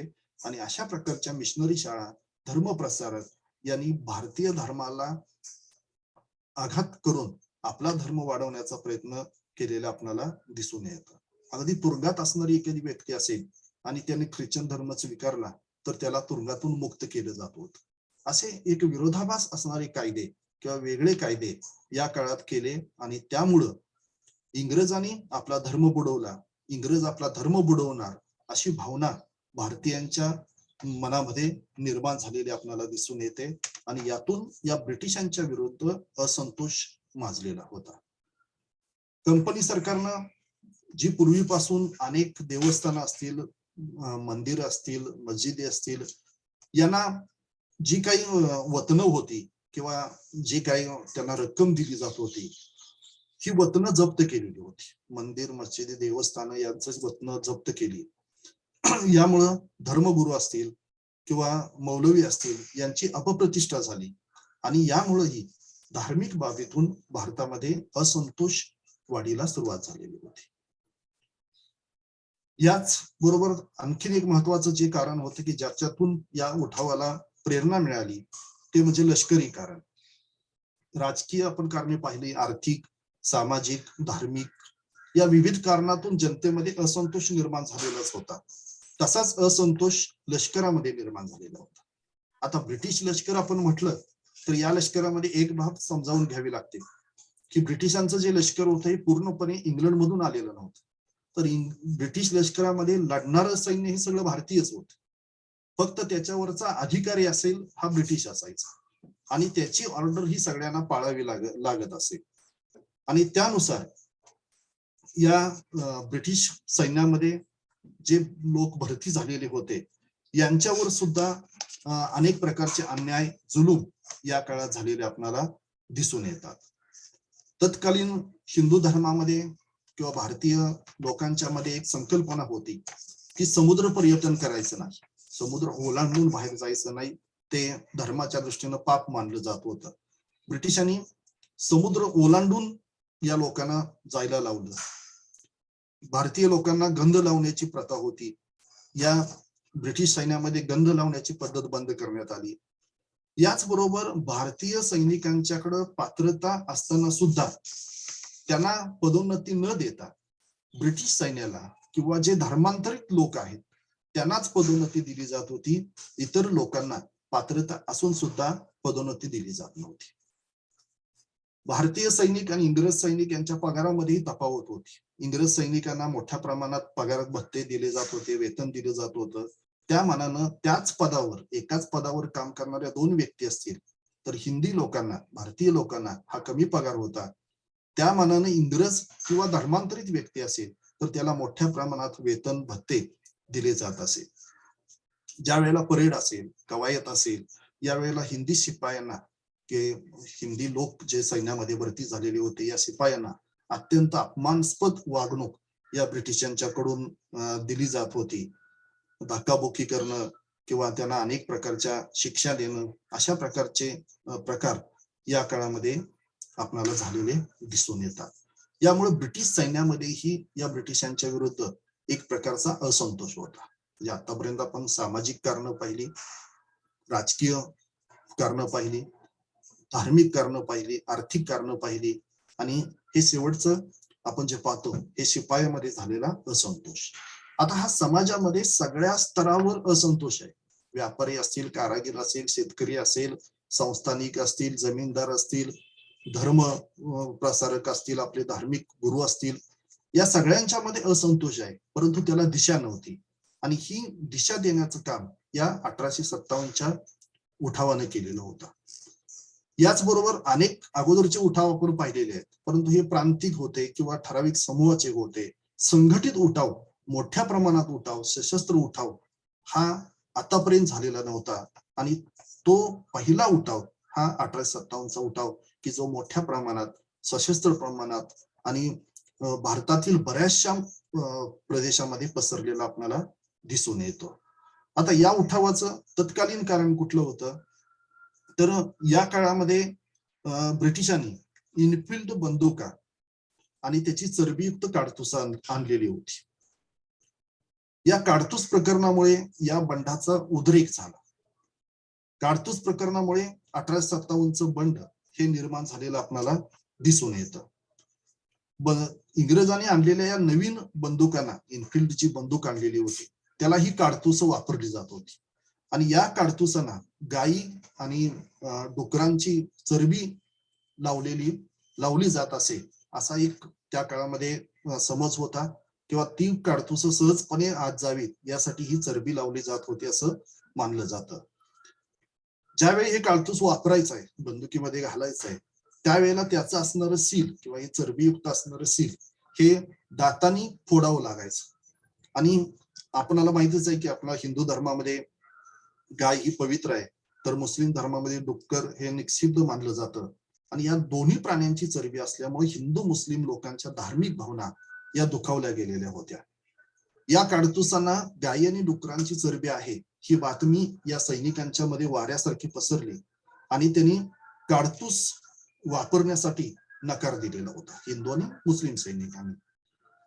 या शिपायांच्यावर ब्रिटिशांनी खटले भरलेले होते आणि 10 वर्षापर्यंत त्यांना शिक्षा देणं, नोकरीतून काढून टाकणं अशा प्रकारच्या तरतुदी या काळामध्ये केलेल्या आपल्याला दिसून येतात.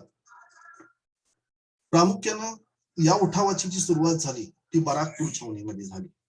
29 मार्च 1857ला या उठावाची पहिली ठिणगी पडलेली आपल्याला दिसून येते.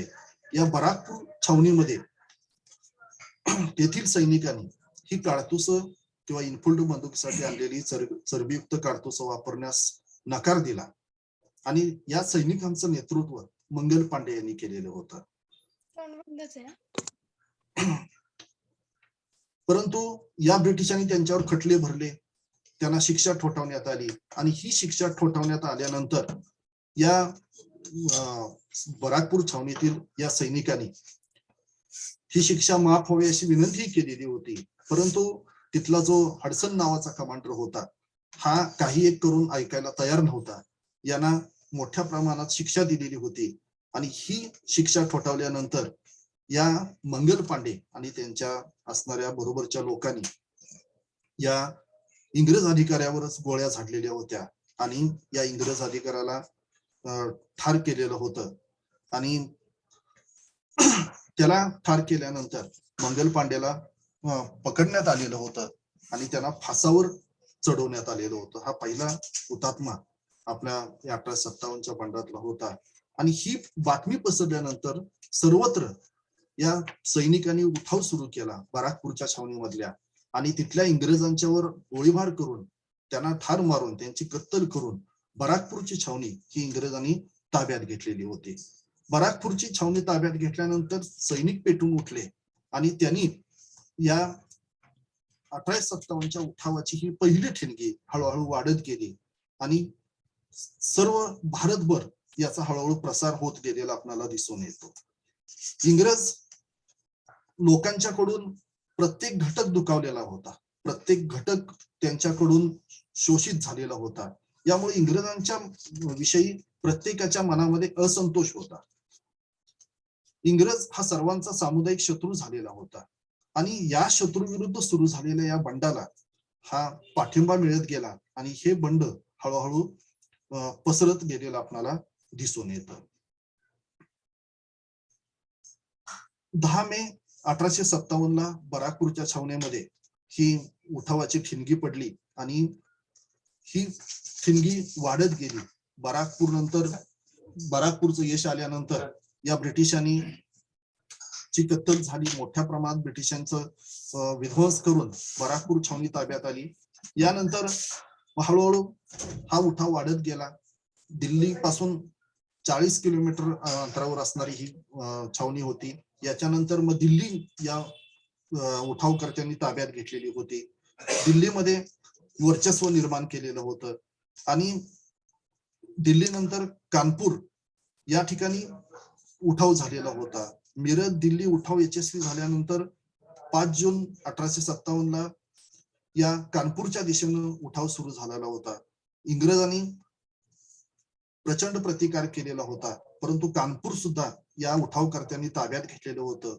1 जुलै 1857 कानपूरची ही कंपनी राजवट संपुष्टात येऊन नानासाहेब पेशवा हे प्रमुख झाल्याचे घोषित करण्यात आलेले आपल्याला दिसून येतं आणि कानपूरची ही छावणी ताब्यात आलेली आपल्याला दिसून येते. यानंतर मिरज, बिहार या ठिकाणी, झाशी या ठिकाणी हे उठाव सुरू झाले आणि ह्या उठावाचं सत्र हे सगळीकडे पसरत गेलं. अनेक प्रांत या काळामध्ये घेण्यात आले. उठावाची बातमी समजल्यानंतर सर्व घटक आपापल्या परीनं या उठावामध्ये सामील झालेले होते आणि तात्या टोपे असतील, राणी लक्ष्मीबाई असतील, असे अनेक लोक या काळामध्ये सामील झालेले आपल्याला दिसून येतात आणि ब्रिटिशांच्या विरुद्ध हा मोठ्या प्रमाणात उठाव उत्तर, पूर्व, वायव्य किंवा आपल्याकडे सुद्धा हा उठावाचे पडसाद आपल्याला पडलेले दिसून येतात. आता हा मोठा उठाव झाला. इंग्रजांची कत्तल करण्यात आली, इंग्रजांना ठार करण्यात आलं, अनेक प्रमुख ठाणी ही ताब्यात घेण्यात आली. उठावकर्त्यांचं वर्चस्व निर्माण झालं. मिरज, बराकपूर, पुन्हा दिल्ली असेल, इतर सर्व प्रांत हे या काळामध्ये ताब्यात आले. उठावकर्त्यांना यश मिळत गेलं. इंग्रजांचंही खच्चीकरण झालं. इंग्रजांची परिस्थिती या काळामध्ये अत्यंत वाईट झालेली होती. परंतु हे सगळे विजय मिळवून सुद्धा, यश मिळवून सुद्धा या उठावाला अपयश आलं. हे अपयश येण्याची प्रमुख कारण जर आपण पाहिले तर 1857चा उठाव हा या बराकपूर छावणीतून निर्माण झाला. त्याचं कुठलंही पूर्व संयोजन नव्हतं आणि पूर्व संयोजन नसल्यामुळं हा उठाव एकाच वेळी सर्वत्र झाला नाही, तर हळूहळू याचा फैलाव झाला. मग दिल्ली असेल आहोत, बिहार, मध्य प्रदेश, बुंदेलखंड, म्हणजे टप्प्याटप्प्यानं हा उठाव पसरत गेलेला आपल्याला दिसून येतो. नर्मदेच्या दक्षिणेकडं हा उठाव मोठ्या प्रमाणात झालेला आपल्याला दिसून येत नाही. याचबरोबर या उठावामध्ये जो मोठा अभाव होता तो समन्वयाचा होता. यामध्ये कोणती समन्वय नव्हता, कोणती योग्य दिशा नव्हती. मगाशी आपण सगळी कारणं पाहिली की हे सगळे लोक नाराज होते, परंतु ते आपापल्या स्वार्थासाठी नाराज असलेले आपल्याला दिसून येतात. या उठावकर्त्यांच्यात कुठलंही योग्य ध्येय नव्हतं आणि योग्य ध्येय नसल्यामुळं म्हणजे आपल्या सातारचे रंगू गुप्ते सुद्धा इंग्लंडला गेलेले होते की इथलं सातारचं जे रद्द केलेली पेन्शन आहे त्यांना काय हे मिळावं, नाकारलेलं होतं. त्यांनी सुद्धा उठावाची तयारी केलेली होती. उठावाच्या दृष्टीनं काही लोकांच्या हालचाली सुरू होत्या, परंतु त्याच्या अगोदरच या बराकपूर छावणीतून हा उठाव निर्माण झाल्यामुळं यामध्ये एकसंघपणाचा अभाव आपल्याला हा उठावाच्या अपयशा कारणामध्ये प्रामुख्यानं दिसून येतो. 1857च्या या उठावामध्ये कोणतंही निश्चित राष्ट्रीय ध्येय नव्हतं. कारण 1857च्या अगोदर जी आपण परिस्थिती पाहिलेली आहे की अनेक संस्थानिक राजे, अनेक ठिकाणचे जमीनदार, अशी भारताची परिस्थिती आहे. आणि यामुळं या राष्ट्रीय एकतेचा किंवा राष्ट्रीय ध्येयाचा अभाव आपल्याला यामध्ये दिसून येतो. आणि प्रत्येकाचा उद्देश वेगळा होता. अगदी ज्या सैनिकांनी उठाव सुरू केला, या हिंदी सैनिकांची प्रामुख्यानं जर आपण भावना पाहिली तर ब्रिटिशांच्यावर सूड उगवणं ही भावना होती. त्यांच्यामध्ये इंग्रज सैनिक आणि हिंदू सैनिक यांच्यामध्ये असणारी तफावत, त्यांना मिळणारी अपमानास्पद वागणूक हा त्यांचा उद्देश होता. संस्थानिकांचा उद्देश पाहिला तर आपलं संस्थान आपल्याला परत मिळावं, आपली तनखा आपल्याला परत मिळावी, हा संस्थानिकांचा उद्देश दिसून येतो.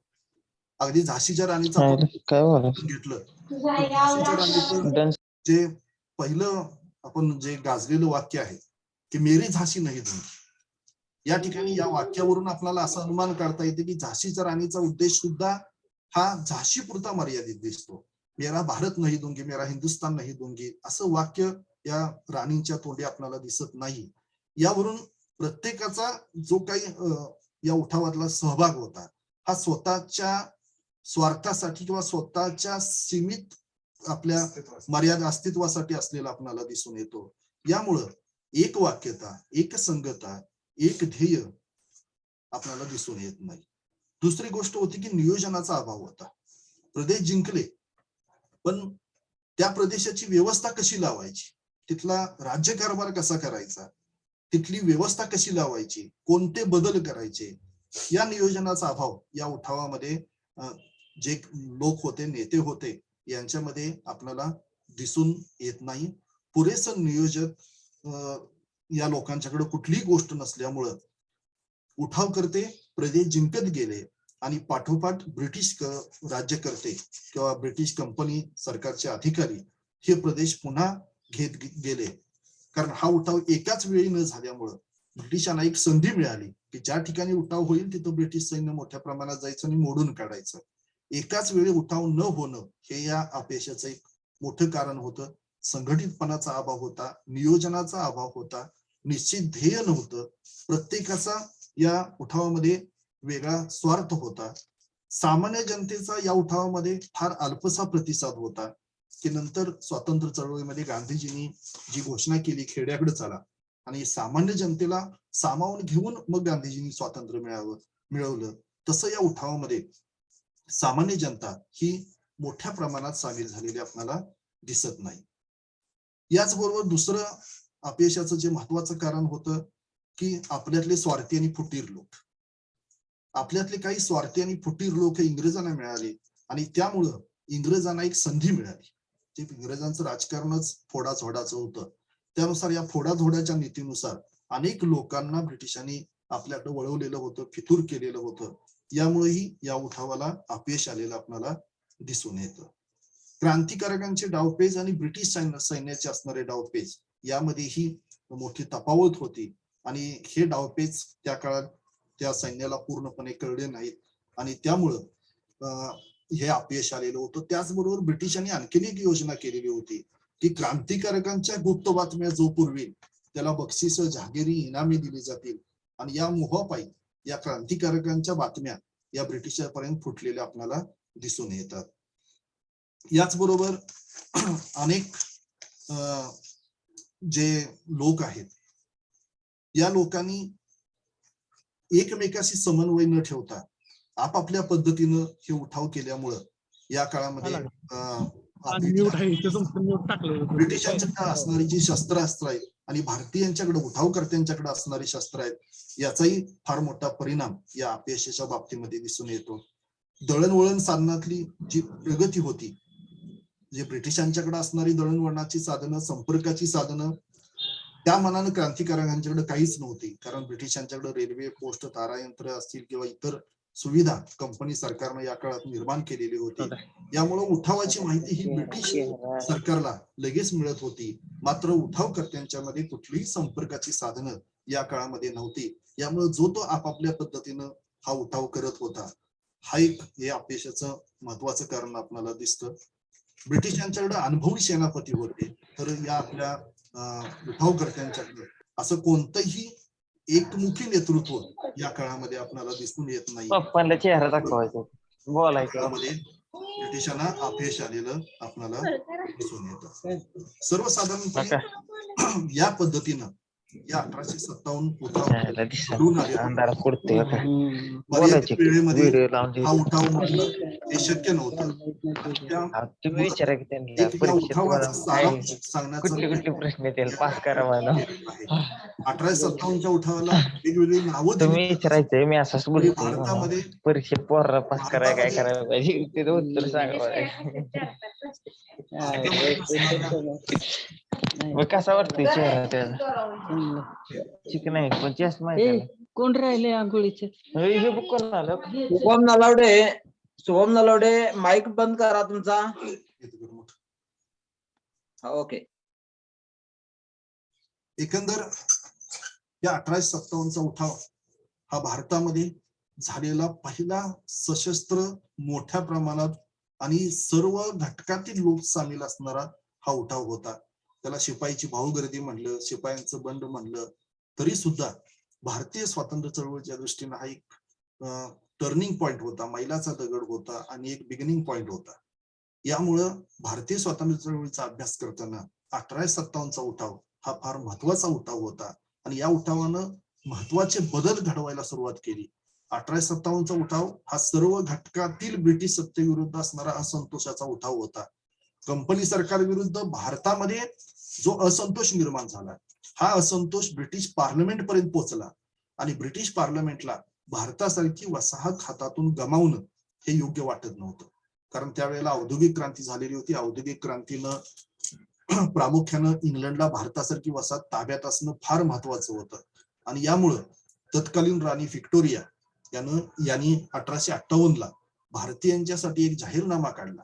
या जाहीरनाम्यामध्ये इंग्लंडच्या पार्लमेंटमध्ये भारत मंत्री नावाचा मंत्री नेमण्यात आला. भारतामध्ये व्हाईसरॉय पाठवण्यात आला आणि त्याच्या मार्फत कंपनीचं जे सरकार होतं 1757 ते 1857 हा कंपनी सरकारचा कालखंड आहे आणि 1858 पासून ब्रिटिश पार्लमेंटनं भारतामध्ये राज्य केलेलं आपल्याला दिसून येतं आणि 1757 पासून सुरू झालेला या कंपनीचा राज्यकारभार हा 1857च्या बंडानं नष्ट झाला. ब्रिटिश पार्लमेंटनं आपला अधिकारी हा भारतामध्ये पाठवला आणि ब्रिटिश पार्लमेंट कडून भारताचा कारभार पाहण्यास सुरुवात झाली. भारतीय लोकांना काही सवलती देण्याचं आश्वासन या राणीच्या जाहीरनाम्यामध्ये करण्यात आलं. भारतीयांच्या काही साठी सुधारणा करण्याचं आश्वासन देण्यात आलं. भारतीयांच्यावर होणारे अन्याय, जुलूम नष्ट करण्याचं, त्यांना सन्मानानं वागणूक देण्याचं अनेक कलम या 1858च्या जाहीरनाम्यामध्ये व्हिक्टोरिया राणीने घातलेले आपल्याला दिसून येतात आणि भारतीयांच्या मध्ये एक सहानुभूती मिळवण्याचा प्रयत्न या कलमानं झाला. परंतु या बंडानंतर ब्रिटिशांच्या जुलमी, अन्यायी, अत्याचारी कारभाराला कुठेतरी आळा घालण्याचा प्रयत्न घडून आलेला आपल्याला दिसून येतो. याचबरोबर भारतीय लोकांना प्रांतिक भावना सोडून आपण एकत्र आलं पाहिजे आणि संघटित उठाव केला पाहिजे याची प्रेरणा या 1857च्या उठावानं दिली असं मला वाटतं. आझादी का अमृत महोत्सव या आपल्या उपक्रमानिमित्त आज मला इथं बोलण्याची संधी मुक्त विद्यापीठाचे संयोजक तवर सर आणि डिस्टन्स एज्युकेशनचे मदने सर, महाविद्यालयाचे प्राचार्य आणि श्री स्वामी विवेकानंद शिक्षणाचे सहसचिव शेजवळ साहेब या सर्वांनी दिली आणि आपण सर्वांनी मला ऐकून घेतलं याबद्दल मी सगळ्यांना धन्यवाद देतो आणि थांबतो. जय हिंद.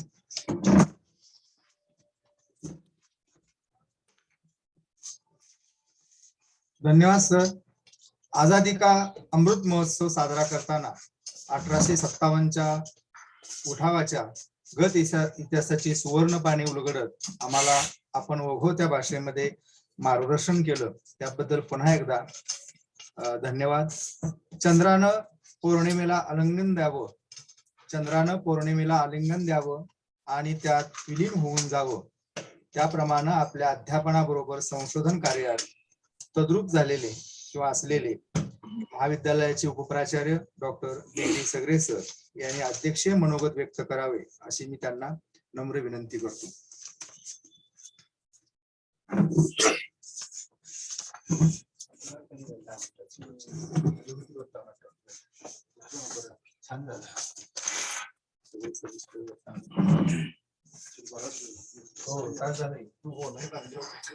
ज्ञान, विज्ञान आणि सुसंस्कार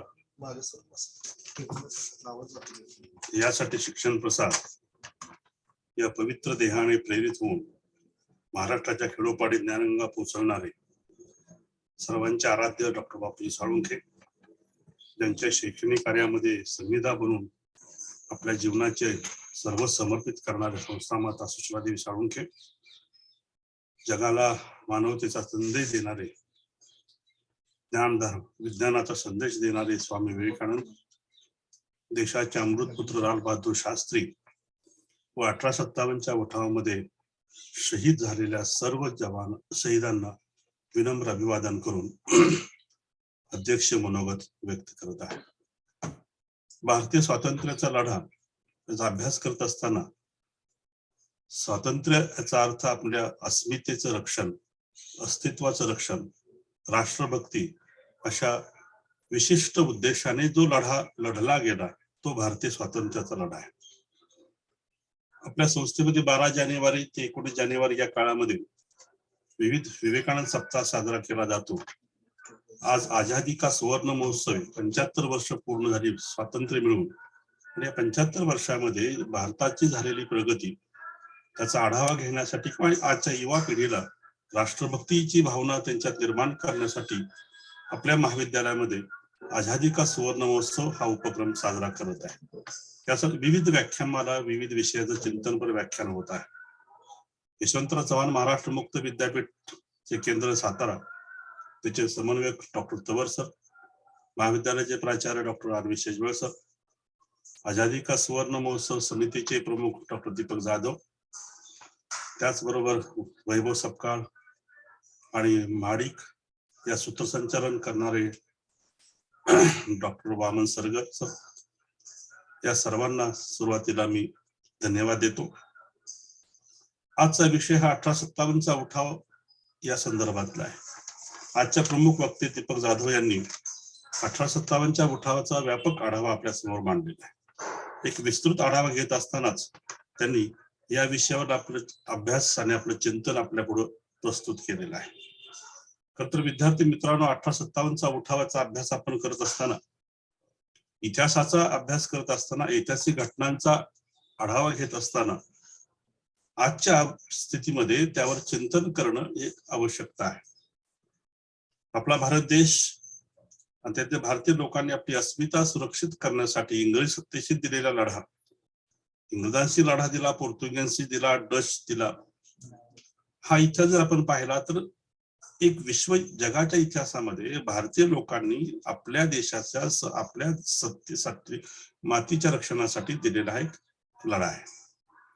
आज दीपक जाधवांनी आपल्या चिंतनपर व्याख्यानामध्ये तैनाती फौज असेल, डलहौसीची योजना असेल, त्यानंतर बक्सरची लढाई, भारतीय स्वातंत्र्य आंदोलनामध्ये झालेला सामान्य जनतेवर अन्याय, त्याच्या विरोधी केलेला जनतेनं उठाव, हा सर्व जाती धर्मांचा उठाव, त्याचा त्यांनी आवर्जून उल्लेख केलेला आहे. खरं तर ब्रिटिशांची साम्राज्यवादी आणि विस्तारवादी धोरणं की जगावर त्यांनी एक त्यावेळी विचार व्हायचा की इंग्रजांच्या राज्यावर सूर्य मावळत नाही, अशी एक संकल्पना, अशी एक व्याख्या त्यावेळी पूर्ण जगामध्ये प्रसिद्ध होती. भारतावर सुद्धा आधिपत्य स्थापित करण्याचा त्यांनी प्रयत्न केला. शस्त्र आणि अस्त्र याच्या नवीन तंत्रज्ञानाच्या बळावर त्यांनी यशस्वी लढा देण्याचा प्रयत्न केला. परंतु त्याच लढ्याला भारतीय जनतेने देखील सर्व समाजातील घटकांनी समर्पकपणे विरोध केला आणि हा लढा झाला. खर तर 1857च्या उठावामध्ये अपयशाची कारणे त्याचा विस्तृत आढावा जाधव सरांनी आपल्या भाषणात घेतलेला आहे. खर तर हा एक सफल लढा असाच म्हणावा लागेल, कारण त्या लढ्यातून पुढे स्वातंत्र्याचं युद्ध लढलं गेलं. इतिहासातील लढ्यामध्ये यश अपयश या दोन्ही गोष्टींचा आपण विचार करत असतो. इंग्रजांच्या या साम्राज्यवादास विस्तारवादास विरोध करून व्यक्ती स्वातंत्र्याची व समता प्राप्तीसाठी जो लढा झाला त्याला आपण 1857चा उठाव असं म्हटलं जातं. हा उठाव त्या दृष्टीनं महत्वपूर्ण आहे. खर तर प्लासीच्या लढाईपासून किंवा बक्सरच्या लढाईपासून सुरू झालेलं हे आंदोलन 1947ला समाप्त झालं. 15 ऑगस्ट 1947 आपण स्वतंत्र झालो. परंतु त्या 200 ते 250 वर्षाचा इतिहास, भारताचा इतिहास हा निश्चित स्वरूपानं भारतीय लोकांनी आपल्या सर्वस्व त्यागातून लिहिलेला इतिहास असाच मानता येतो. इतिहासाचा अभ्यास करत असताना आपणाला तत्कालीन घटनांचा आढावा घेत असताना त्या घटनावर विचार करून भविष्याकडे जावं लागतं. खरं तर इतिहासाचा अभ्यास आपण फक्त ऐतिहासिक घटना किंवा युद्ध लढाई याचा अभ्यास असा न करता त्यातील घटनेतून होणारा, त्यातून मिळणारा ज्ञान आणि युवकांच्या मनामध्ये किंवा त्या पिढीमध्ये राष्ट्रभक्तीची ज्वाज्वल्य भावना निर्माण करणे हा इतिहासाचा महत्वाचा उद्देश आहे. इतिहास म्हणजे फक्त घडलेल्या घटनांचा वृत्तांत असे एक परिभाषा आहे, परंतु त्या घटनेच्यावर चिंतन करणं ही काळाची गरज आहे. आज आपण 1857च्या उठावाच्या संदर्भात विस्तृत व्याख्यान ऐकलंच. या उठावाला काहींनी बंड म्हटलं, काहींनी विद्रोह म्हटलं, काहींनी समर. याच आपण जर सावरकरांचं पुस्तक या संदर्भात का अत्यंत महत्वाचं आहे. 1857चे समर हे समर्पक त्यांनी चिंतन केलेलं आहे. खरं तर या युद्धामध्ये सर्व जाती धर्माच्या लोकांचा सहभाग होता.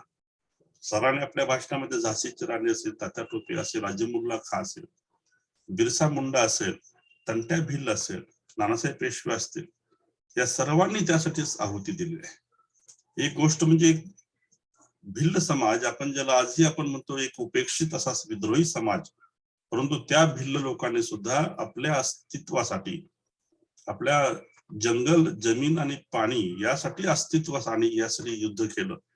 इंग्रजी सत्तेला धनुष्यबाणाच्या मदतीनं म्हणजे साह्याने युद्ध करणार हा तंट्या भिल्ल असेल आणि हा बिरसा मुंडा असेल, या लोकांचा एक आदर्श होता. आजही भारतीय समाजामध्ये या आदिवासींनी दिलेलं युद्ध जे आहे, आदिवासींनी केलेला जो लढा आहे हा तितकाच महत्वाचा आहे जेवढा मावळ्यांनी दिलेला आहे. आज पानिपतचा इतिहास सुद्धा आपण अभ्यास करत असताना ही निश्चित घटना भारतीय इतिहासामध्ये अतिशय गौरवानं उल्लेख केला जातो. शिवरायांचा इतिहास असेल, मराठ्यांचं हिंदवी स्वराज्य असेल, या सगळ्यांचा आढावा इतिहासामध्ये आपल्याला घेता येतो. सर्व जाती धर्माच्या लोकांनी, हे 1857च्या उठावाचं वैशिष्ट्य आहे, आमच्याकडे शस्त्रास्त्र जुनी होती परंतु लोकांच्या मध्ये देशभक्तीची उर्मी होती. त्याच बळावर हा लढा लढला गेला. हा लढा यशस्वी झाला की अपयशी झाला हा वेगळा भाग आहे. तर इंग्रजी सत्तेपुढे असणारे नवीन तंत्रज्ञान होतं, नवीन शस्त्रास्त्र होती. मुठ्ठीभर सैनिक इंग्रज आले परंतु त्यांच्याकडे नवीन तंत्रज्ञानाचा प्रभाव होता. परंतु आपल्या लोकांच्या मध्ये राष्ट्रभक्तीची भावना होती. आजही झाशीची राणी ही सातारा जिल्ह्यातील आहे. सातारा जिल्ह्याचा निश्चित स्वरूपाने आपला इतिहास आहे. 1857च्या उठावामध्ये या सातारा जिल्ह्याचं महत्वाचं योगदान आहे. सातारा छत्रपतींनी सुद्धा या संदर्भात आपलं योगदान दिलेलं आहे. यातील या कोळींचं बंड असेल, रामोशी समाजाचं बंड असेल, व्यापाऱ्यांचं आंदोलन असेल, त्या सर्व लोकांनी या बंडामध्ये हिरीनं सहभाग घेतला. जाती धर्माच्या भिंती तोडून राष्ट्र आणि भारत देश हाच विचार समोर ठेवून या लोकांनी आंदोलन केलं. निश्चित स्वरूपानं 1857चा उठाव हा भारतीय इतिहासातील एक ज्वाज्वल्य इतिहास आहे. या संदर्भातलं जाधव सरांनी आपलं वैचारिक चिंतन आपल्या पुढे मांडलेलं आहे. विद्यार्थी मित्रांनो, हा अभ्यास करत असताना निश्चित स्वरूपाने हा आजचा विषय अभ्यासक्रमाच्या व्यतिरिक्त आज असा एक विषय निर्माण होतो की आजच्या युवा पिढी, आजच्या युवकांच्या मध्ये किंवा आजच्या समाजामध्ये राष्ट्रभक्तीची भावना किती आहे हा एक चिंतनाचा विषय बनलेला आहे. आज प्रसार माध्यमांची एवढी चंगळवाद वाढलेला आहे, भोगवादी वृत्ती वाढलेली आहे. या भोगवादी चंगळवादी वृत्ती, धार्मिकतेचं जे वातावरण, धार्मिकतेचे जे अहिष्णुतासारखा एक विचार आज देशात बळावत आहे. अशा स्थितीमध्ये आज आपणाला या इतिहासाची पानं उलगडून पाहावी लागतील. ऐतिहासिक घटनांचा निश्चित स्वरूपाने अभ्यास करावा लागेल आणि अशी जी व्याख्यानं असतात इतिहासासंदर्भात, ज्यात इतिहासाची पाने उलगडली गेलेली आहेत, त्याचं आपण निश्चित स्वरूपाने चिंतन करावं. अशा व्याख्यानाचा लाभ घ्यावा, कारण या व्याख्यानातून आपल्याला आपला जो भूतकाळ आहे, निश्चित स्वरूपानं भूतकाळाचा आधार घेऊन वर्तमान काळ जगत असताना भविष्याकडे जावं लागतं. हा इतिहासाचा संदेश आहे. हा इतिहास जागतिक इतिहास आहे. जपान सारखा छोटं राष्ट्र सुद्धा राष्ट्रभक्तीच्या बळावर आज मोठमोठ्या बलाढ्य शक्तीला आव्हान देत आहे. हा इतिहास एक वर्तमान काळ आहे. आपला इतिहास हा राष्ट्रभक्तीचा आहे. आजचा विषयही त्या अनुषंगाने महत्वाचा होता. तेव्हा विद्यार्थी मित्रांनो, हा जो विषय जो आहे 57चा बंड कधी अभ्यास करत असताना निश्चित स्वरूपानं एक इतिहास न बघता आपल्या भारतीय लोकांच्या मनात असणारा देशभक्तीचा, ज्वाज्यल्यभक्तीचा हा परिपाक आहे असंच म्हणावं लागेल. आणि हा 1857च्या उठावावर आपण चिंतन बी करावं. सर्व अगदी म्हणजे सुशिक्षित असतील, अशिक्षित असतील, आदिवासी असतील, कोळी असेल, समाजाचा सर्व घटक त्याच्यामध्ये सहभागी होता. राजे, महाराजे, सरदार, पेशवे वगैरे हे तर होतेच, परंतु याचबरोबर भारतीय लोकांनी त्यात सहभाग घेतला. हा सहभाग हा निश्चित स्वरूपानं आजही जगाला वंदनीय आहे. तेव्हा अशा या चांगल्या विषयावर डॉक्टर जाधव सरांनी आपले चिंतन आणलं, त्यांनाही मी धन्यवाद देतो. संयोजक डॉक्टर तवर सर, सरगर सर आणि अन्य सर्वांना या संदर्भात एक चांगला उपक्रम त्यांनी आपल्या समोर सादर केला. एक नवीन दिशा तुम्हाला देण्याचा प्रयत्न केलेला आहे. एवढेच सांगून पुन्हा एकदा सर्वांना धन्यवाद देतो. धन्यवाद.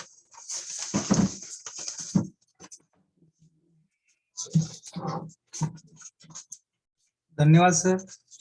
आजच्या वर्तमानामध्ये किंवा भोगवादी आणि चंगळवादी वर्तमान जीवनामध्ये इतिहासाची जी गतपानं आहेत, इतिहासातील ज्या घटना आहेत, त्या आपल्याला भविष्याचा वेध घेत कशा जगण्यास उपयुक्त ठरतात हे आपल्या अध्यक्षीय मनोगतातून तुम्ही व्यक्त केलं. धन्यवाद.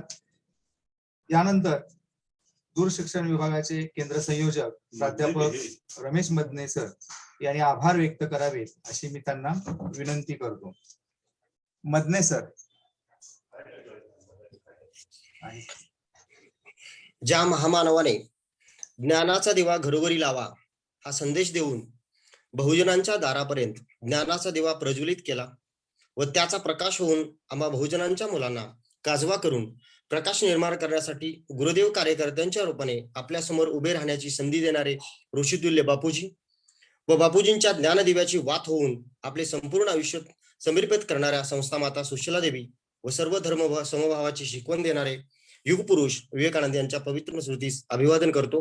व सालाबादप्रमाणे याही वर्षी आपल्या महाविद्यालयामध्ये विवेकानंद सप्ताह साजरा केला जातो. त्या सप्ताहाचाच भाग येणारा रविवार हा यशवंतराव चव्हाण महाराष्ट्र मुक्त विद्यापीठ व दूरशिक्षण केंद्र शिवाजी विद्यापीठ या विभागाकडे दिला जातो. आणि याच कार्यक्रमाचे औचित्य साधून या कार्यक्रमासाठी आजचे आपले प्रमुख पाहुणे इतिहास विभागाचे प्राध्यापक, ज्येष्ठ संशोधक, विविध इतिहास मंडळावरती काम करणारे माझे बंधुतुल्य असे डॉक्टर दीपक जाधव हे आम्हाला प्रमुख पाहुणे म्हणून लाभले. आणि त्यांनी 1857चा उठाव या विषयावरती विस्तृत असं विवेचन केलं. त्याबद्दल दोन्ही केंद्राच्या वतीनं व महाविद्यालयाच्या वतीनं मी त्यांचा आभारी आहे. तसेच आमच्या आधारस्तंभ व बापूजींच्या ज्ञानप्रकाशाचे पायी मी तुमच्या पाठीशी नाही तर बरोबर आहे हा विश्वास देणारे आम्हा सर्व काजव्यांचे प्रमुख पितृतुल्य प्राचार्य डॉक्टर आर.व्ही. सेजवळ हे या कार्यक्रमाला अध्यक्ष म्हणून लाभले. त्यांचेही मी आभार मानतो. तसेच अध्यक्षपदाची धुरा ऐन वेळेला सांभाळलेले आमच्या आर्ट आणि कॉमर्स विभागाचे उपप्राचार्य, ज्येष्ठ प्राध्यापक, हिंदी साहित्यिक डॉक्टर बी.डी. सगरे सर हे आम्हाला अध्यक्षीय मनोगत व्यक्त त्यांनी केलं, त्याबद्दल त्यांचेही मी आभार मानतो. तसेच या सप्ताहाचे समन्वयक डॉक्टर तोवर सर, तसेच तसेच मराठी विभागाचे विभाग प्रमुख यशवंतराव चव्हाण महाराष्ट्र मुक्त विद्यापीठाचे केंद्र संयोजक यांचेही मी आभार मानतो. तसेच या कार्यक्रमाची सारथ्य ज्यांनी केलं ते आमचे मित्र सरगर सर यांचाही मी आभार मानतो. आणि या कार्यक्रमासाठी सर्वजण श्रोते म्हणून आपण उपस्थित झालात आणि या ज्ञानाच्या प्रकाशात तुम्ही आलात, त्याबद्दल तुमचंही मी मनापासून धन्यवाद, मनापासून आभार मानतो व अध्यक्षांच्या परवानगीनं हा कार्यक्रम संपला असं जाहीर करतो. धन्यवाद.